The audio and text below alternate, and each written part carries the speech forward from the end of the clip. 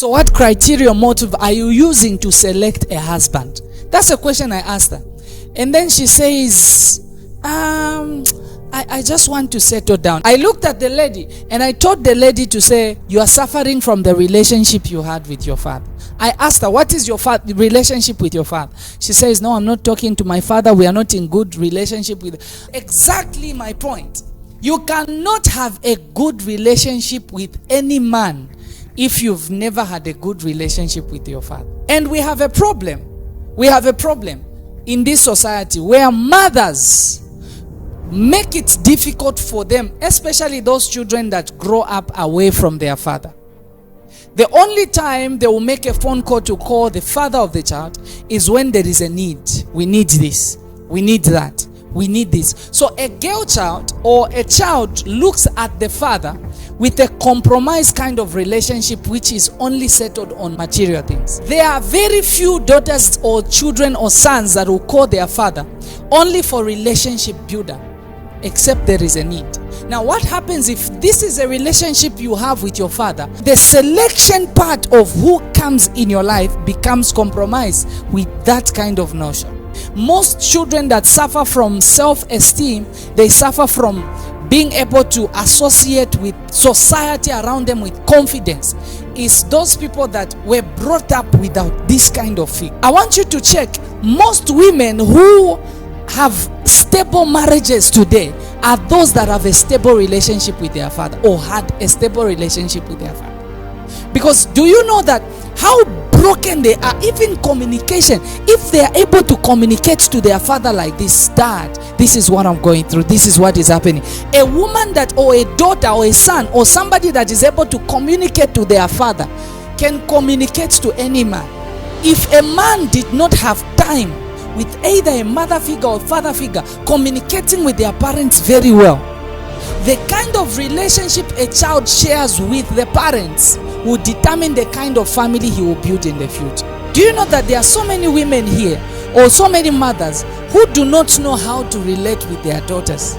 They don't know how to relate with their children. The only way you know how to communicate is being emotional. Being emotional with your children is not the only way you can teach them lessons in life. Do you know that it's not every woman that is fit for marriage based on upbringing? And it's not every man that is fit for fatherhood based on upbringing. We learn how to be fathers based on how we were fathered. We also learn how to be mothers based on how we were mothered.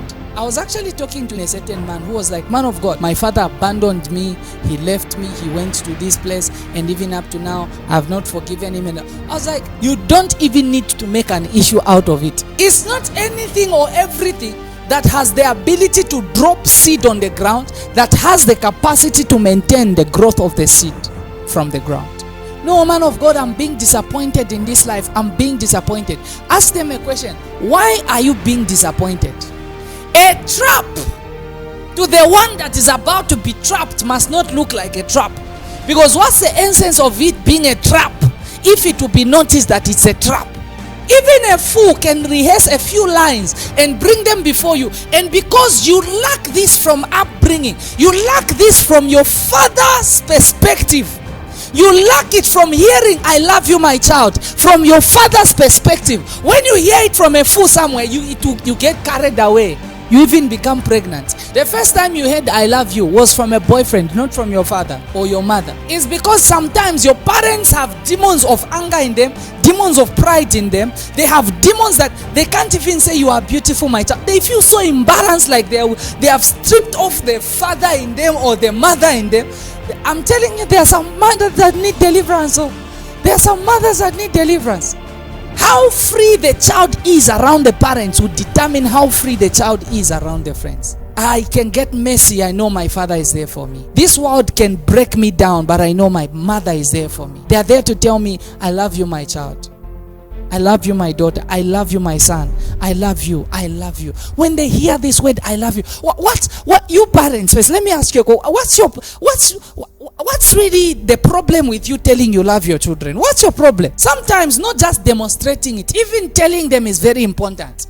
Because the one that will tell them they will love him more than the one that is demonstrating. It's no wonder why we've got some ladies who will rather go for someone bringing grammar on the table than the one that is bringing manna on the table.